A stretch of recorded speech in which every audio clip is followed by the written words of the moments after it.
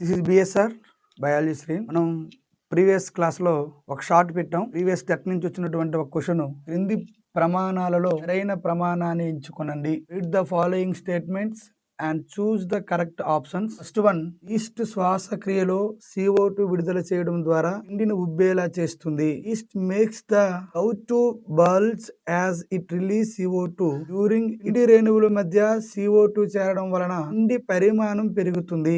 Volume of the dough increases as CO2 fill among the dough particles. This is the previous bit. What is the answer? A and D both are correct and the explanation A. అంటే A మరియు B రెండు సరైనవే.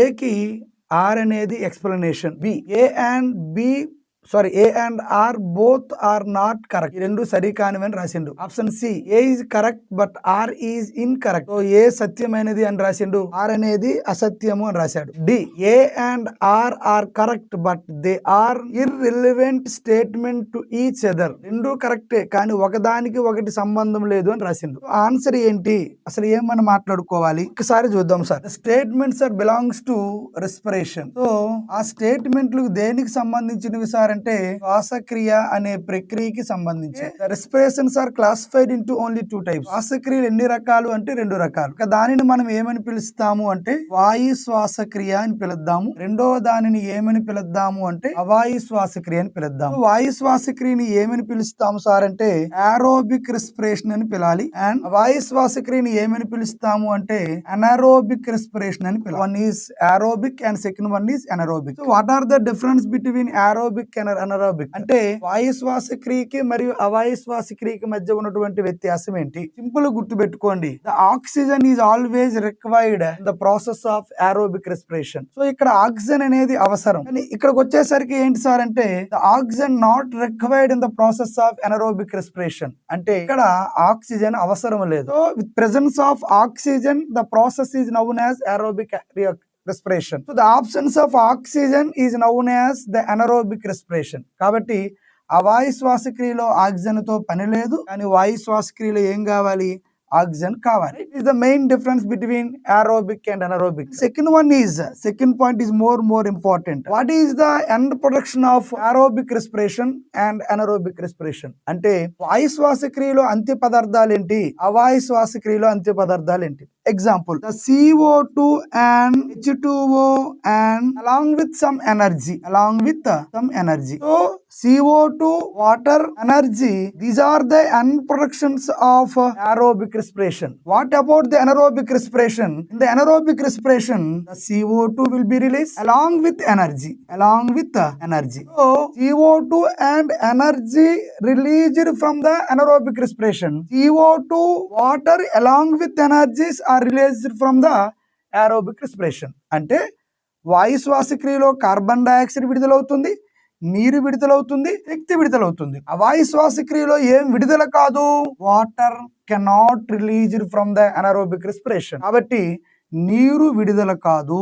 These are the main differentiations between aerobic and anaerobic respirations. కాబట్టి వాయు అవాయు శ్వాసక్రియల మధ్య అతి ప్రధానమైనటువంటి వ్యత్యాసాలు ఏంటి సార్ అంటే సింపుల్ గా గుర్తుపెట్టుకోండి. ఇంకా థర్డ్ పాయింట్ కూడా మాట్లాడదాం.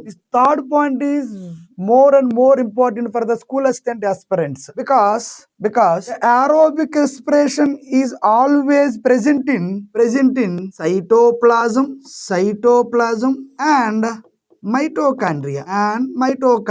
So the aerobic respirations are always present in cytoplasm. అంటే వాయు శ్వాసక్రియ కణద్రవ్యములోనూ జరుగుతుంది, అలాగే మైటోకాండ్రియాలోను జరుగుతుంది. కానీ the anaerobic respiration is always present in only cytoplasm.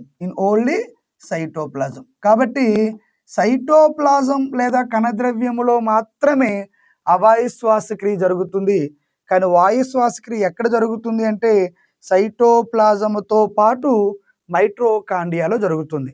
These are the main differentiations between aerobic respiration and anaerobic respiration. Coming to the our bit, మనం ఏ bit గురించి అయితే మాట్లాడుతున్నామో దానికి సంబంధించినటువంటి విషయాలు మాట్లాడదాం. Mostly the yeast cells, mostly the bacteria, mostly our muscle cells.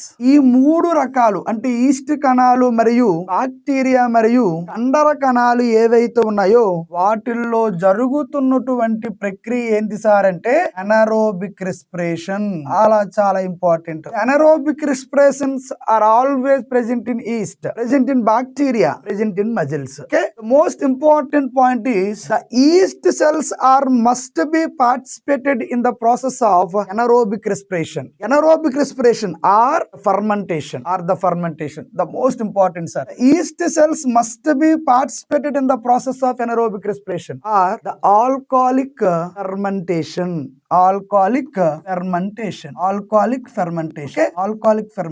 East కణాలు అనేవి అవాయు శ్వాసక్రియలో లేదా దేంట్లో పాల్గొంటుంది? ఫెర్మెంటేషన్ అంటే కిణ్వనము అనే ప్రక్రియలో పాల్గొంటుంది. ఈ కిణ్వనము అనే ప్రక్రియ గురించి మనం మాట్లాడితే కిణ్వనము అనే ప్రక్రియని 1857 సంవత్సరంలో ఎవరు కనుగొన్నారు అంటే లూయిస్ పాశ్చర్ అనే శాస్త్రవేత్త కనుగొన్నాడు.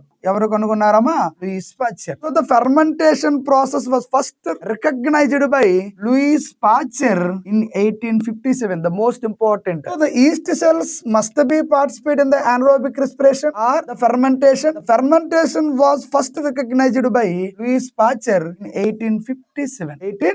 And the most important point, when the yeast cells participated in the anaerobic respiration, the CO2 will among the most important, sir, will among the dye particles, then the dye bulge as release CO2. అంటే ఎప్పుడైతే east కణాలు అనేవి fermentation అనే ప్రక్రియలో పాల్గొంటాయో, అవాయు శ్వాసక్రియలో పాల్గొంటాయో, అప్పుడు విడుదలైనటువంటి CO2 ఏమవుతుందంటే ఈ పిండి ఏదైతే పార్టికల్స్ ఉంటాయో ఆ పిండి పార్టికల్స్ మధ్య చేరి ఆ పిండి ఉబ్బేటట్టు చేస్తుంది. అందుకే దోసల పిండి గాని ఇడ్లీ పిండి గాని మనం ఫెర్మెంటేషన్ అంటే నానబెట్టేటప్పుడు ఉదయం అయ్యేసరికి ఏమవుతుందంటే తన పరిమాణం పెరిగిపోతుంది, అంటే ఉబ్బిపోతుంది. అట్లా ఉబ్బిపోవడానికి గల కారణం ఏంది సార్ అంటే CO2 gas entered into the dye particles, then dye will be, కాబట్టి అది ఉబ్బే లక్షణాన్ని కలిగి ఉంటుంది. ఇది వాట్ ఈస్ ద ఆన్సర్? అసలు ఆన్సర్ ఏంటి ఒకసారి చూద్దాం. ఆన్సర్ ఏంటి?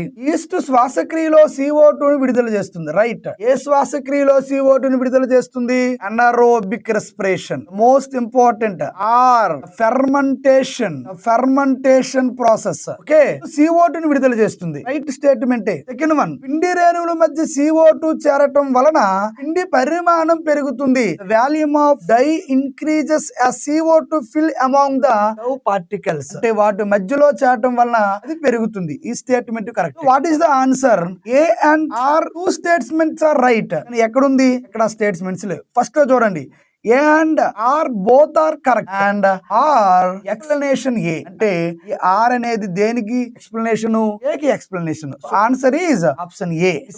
SNT ఆన్లైన్ లో క్రాస్ కోర్స్ ప్రారంభమవుతుంది. తప్పకుండా అవకాశాన్ని వినియోగించుకోండి. ఎవరైతే ఇంకా క్రాస్ కోర్స్ తీసుకోలేదో వారు ప్లే స్టోర్ లోకి వెళ్ళి SNT ఆన్లైన్ యాప్ ఉంటది, దాన్ని డౌన్లోడ్ చేసుకొని మీరు క్రాస్ కోర్స్ ని తీసుకుంటే మీకు 5 days లో బయాలజీకి సంబంధించినటువంటి 6th to 10th క్లాస్ వరకు ఉన్నటువంటి విషయాలు నేను చెప్పడానికి ప్రయత్నం చేస్తాను. కాబట్టి అవకాశాన్ని వినియోగించుకోండి.